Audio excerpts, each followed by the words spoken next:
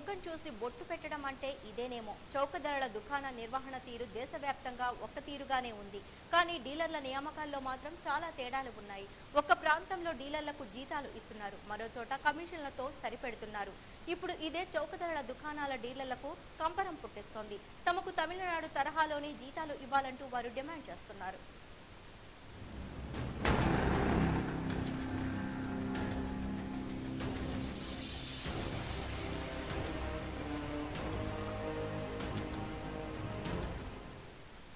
చౌక డిపో డీలర్ల జాతీయ సంఘం పిలుపు మేరకు బెజవాడ నగరంలో చౌక డిపో డీలర్లు పెద్ద ఎత్తున ఆందోళనకు దిగారు. నగరంలో భారీ మౌన ప్రదర్శన నిర్వహించి సబ్ కలెక్టర్ కార్యాలయం ఎదుట ధర్నా చేశారు. దేశవ్యాప్తంగా చౌక డిపోల నిర్వహణకు ఒకే నిబంధనలు ఉన్నాయని, కానీ రాష్ట్రానికో తీరులో డీలర్లను నియమించి అమలు చేస్తున్నారని డీలర్లు తెలిపారు. ఆ విధంగా కాకుండా జాతీయ స్థాయిలో డీలర్లకు కూడా ఒకే విధానం అమలు చేసి జీత భత్యాలు చెల్లించాలని డీలర్లు డిమాండ్ చేస్తున్నారు. ఏంటంటే ఇన్ని సంవత్సరాల నుంచి 40 సంవత్సరాలు 35 సంవత్సరాలు చేస్తున్నాం.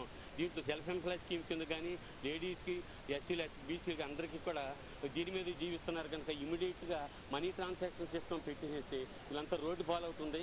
ప్రభుత్వం వారు ఏ సిస్టమ్ అయినా పెట్టండి, మేము కాదంటే దానికి వ్యతిరేకత ఏం కాదు. జీవనభృతికి అంతరాయం లేకుండా మాకు ఏదైనా జీతం ఏర్పాటు చేయమని, తమిళనాడు ఛత్తీస్గఢ్ లాగా మాకు జీతం ఏర్పాటు చేయమని మీ సభాముఖంగా ఈ మీడియా ద్వారా కోరుతున్నాం.